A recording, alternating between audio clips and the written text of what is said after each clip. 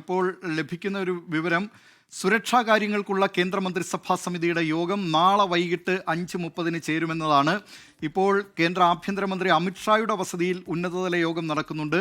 നാളെ സുരക്ഷാ കാര്യങ്ങൾക്കുള്ള കേന്ദ്രമന്ത്രിസഭാ സമിതിയുടെ യോഗം കൂടി ചേരാൻ പോവുകയാണ്. കേന്ദ്ര സർക്കാർ ഇക്കാര്യത്തിൽ കർശന നടപടികൾ സ്വീകരിക്കുന്നു എന്ന കാര്യം ഇന്നലെ തന്നെ അക്കാര്യം വ്യക്തമായതാണ്. ഇത് രാജ്യത്തിൻ്റെ പരമാധികാരത്തിന് നേർക്കുള്ള ആക്രമണമാണ് എന്ന കാര്യത്തിൽ സംശയമില്ല.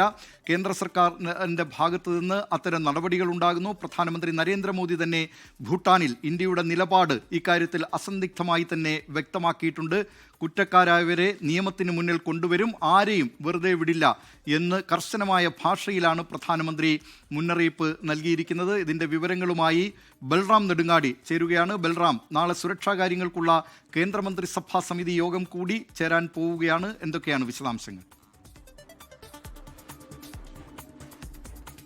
ദിലീപ് കുമാർ, നിർണായകമായ യോഗം ആഭ്യന്തരമന്ത്രി അമിത്ഷായുടെ വസതിയിൽ പുരോഗമിക്കുന്നതിനിടെയാണ് നാളെ മറ്റൊരു യോഗം ഈ ഡൽഹി സ്ഫോടനവുമായി ബന്ധപ്പെട്ടുള്ള വിഷയം പ്രത്യേകം ചർച്ച ചെയ്യുന്നതിനായുള്ള യോഗം ചേരാനുള്ള തീരുമാനം എത്തുന്നത്.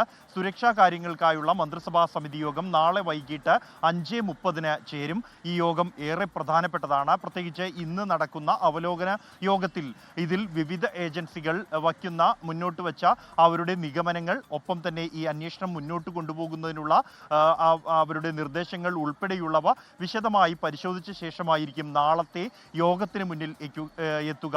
ഇതിൽ രാജ്യം എങ്ങനെ ഇതിനോട് പ്രതികരിക്കണം എന്നുള്ള കാര്യം തീരുമാനിക്കുന്നത് നാളത്തെ യോഗത്തിൽ തന്നെയായിരിക്കും. ഈ ആക്രമണത്തിന് വിദേശ ബന്ധമുണ്ടോ, രാജ്യത്തിന് പുറമേ നിന്നുള്ള ശത്രുവാണോ ഇത് ഓപ്പറേറ്റ് ചെയ്തിരുന്നത് എന്ന അടക്കമുള്ള കാര്യങ്ങളിലേക്ക് അന്വേഷണം എത്തിയിരിക്കുന്നു. ഇതിനകം തന്നെ ഇതുമായി ബന്ധപ്പെട്ടുള്ള വിവിധ ഏജൻസികളുടെ അവർക്ക് ലഭ്യമായ വിവരങ്ങൾ ഉൾപ്പെടെ അവലോകനം ചെയ്ത ശേഷം ആയിരിക്കും നാളത്തെ ഈ യോഗത്തിന് മുന്നിൽ ആഭ്യന്തരമന്ത്രി ഇക്കാര്യങ്ങൾ ധരിപ്പിക്കുക. തുടർന്ന് പ്രധാനമന്ത്രി അടക്കമുള്ളവർ ഇക്കാര്യത്തിൽ നിലപാട് വ്യക്തമാക്കും. രാജ്യത്തിൻ്റെ നിലപാട് എന്ത് എന്നുള്ളത് നാളെ ചേരുന്ന ഈ നിർണായക യോഗത്തിലായിരിക്കും തീരുമാനമെടുക്കുക. തുടർന്നുള്ള നടപടികൾ ഉൾപ്പെടെ ഈ യോഗത്തിൽ ഉണ്ടാകുമെന്ന് ഉറപ്പാണ്. പ്രത്യേകിച്ച് ഈ ഓപ്പറേഷൻ സിന്ദൂർ ഘട്ടത്തിൽ തന്നെ പഹൽഗാം ഭീകരാക്രമണത്തിന് പിന്നീട് തന്നെ രാജ്യം നിലപാട് അറിയിച്ചിരുന്നു. ഇത് മാറിയ ഒരു ക്രമത്തിലാണ് ഇന്ത്യ ഇപ്പോൾ ഉള്ളത് എന്നും ഭീകരവാദത്തോട് അതിശക്തമായ നിലപാട് ഇന്ത്യ സ്വീകരിക്കും എന്നുമാണ് അറിയിച്ചിരിക്കുന്നത്. എന്തായാലും ഈ ഒരു സ്ഫോടനം അത് ഭീകരവാദ ആക്രമണമാണോ എന്നത് അടക്കമുള്ള കാര്യങ്ങളിൽ സ്ഥിരീകരണം വരേണ്ടതുണ്ട്. ഇന്നത്തെ യോഗത്തിന് ശേഷം അക്കാര്യം അധികൃതർ, ഈ ഉന്നത ഉദ്യോഗസ്ഥരോ അല്ലെങ്കിൽ ആഭ്യന്തരമന്ത്രി തന്നെയോ ഇക്കാര്യം വിശദീകരിക്കുമെന്ന സൂചനകൾ നേരത്തെ ഉണ്ടായിരുന്നു. എന്നാൽ ഒടുവിൽ ഇപ്പോൾ ഏറ്റവും ഒടുവിൽ ലഭ്യമാകുന്ന സൂചനകൾ ഇന്നത്തെ യോഗത്തിന് ശേഷം അത്തരത്തിൽ ഒരു വിശദീകരണമോ ഒരു പ്രസ്താവനയോ ഉണ്ടാകാൻ സാധ്യതയില്ല എന്നുള്ളത് തന്നെയാണ്.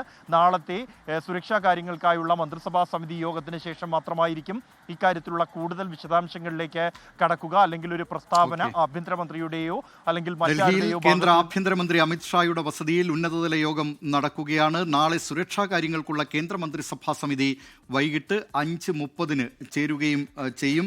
ഇതിലേറ്റവും പ്രധാനപ്പെട്ട കാര്യം, പ്രേക്ഷകരുടെ ശ്രദ്ധയിലേക്ക്, ഈ ആക്രമണം നടത്തിയത് ആരും അതിൻ്റെ ഉത്തരവാദിത്വം ഏറ്റെടുത്തിട്ടില്ല. പക്ഷേ അന്വേഷണ സംഘത്തിൻ്റെ സംശയം ജെയ്ഷെ മുഹമ്മദാണ് ഈ ആക്രമണത്തിന് പിന്നിലെന്നാണ്. അതോടൊപ്പം തന്നെ അൻസാർ ഗസ്വാത്തുൽ ഹിന്ദ് എന്ന് പറയുന്ന ഭീകര സംഘടനയും, അവർ വൈറ്റ് കോളർ മോഡ്യൂൾ, അത് പ്രത്യേകം ശ്രദ്ധിക്കുക, വൈറ്റ് കോളർ എന്ന് പറയുന്ന ഭീകരരല്ല, പക്ഷേ ഉന്നത വിദ്യാഭ്യാസം നേടിയവരെയും പ്രൊഫഷണലുകളെയും, ഡോക്ടർമാരുൾപ്പെടെയുള്ള പ്രൊഫഷണലുകളായ ആൾക്കാരെയും റിക്രൂട്ട് ചെയ്യുക, ഭീകര സംഘടനയിലേക്ക് റിക്രൂട്ട് ചെയ്യുക, ഭീകര പ്രവർത്തനങ്ങൾക്ക് വേണ്ടി ഉപയോഗിക്കുക. അത്തരത്തിലുള്ള ഈ വൈറ്റ് കോളറുകാരായ, വെള്ളക്കോളറുകാരായ ഈ ആൾക്കാരെ ഭീകരപ്രവർത്തനത്തിന് ഉപയോഗിക്കുക എന്ന മോഡ്യൂളാണ് ഇവിടെ നടപ്പാക്കിയത് എന്ന് അന്വേഷണ സംഘം കരുതുന്നുണ്ട്. കാരണം ഈ ഫരീദാബാദിലടക്കം നടത്തിയ റെയ്ഡിൽ ഡോക്ടർമാർ പിടിയിലായിട്ടുണ്ട്. അത് അനന്ത്നാഗിൽ നടത്തിയ പരിശോധനയിൽ പിടിയിലായിട്ടുണ്ട്. അങ്ങനെ ആ നിലയിലുള്ള ഒരു വൈറ്റ് കോളർ സംഘമാണ് ഈ ഭീകരപ്രവർത്തനം ജെയ്ഷെ മുഹമ്മദിൻ്റെയും അൻസാർ ഗസ്വാത്തുൽ ഹിന്ദിൻ്റെയും പിന്തുണയോടുകൂടി നടത്തിയത് എന്നാണ് ഇപ്പോൾ ലഭ്യമാകുന്ന വിവരങ്ങൾ. ലോകത്തെവിടെയായാലും ഏത് സമയത്തും 24 വാർത്തകളും ഓഗ്മെന്റഡ് റിയാലിറ്റി പാക്കേജുകളും എക്സ്പ്ലെയിനറുകളും വിശദമായി കാണാൻ ഞങ്ങളുടെ യൂട്യൂബ് ചാനൽ നിങ്ങൾക്ക് സബ്സ്ക്രൈബ് ചെയ്യാം.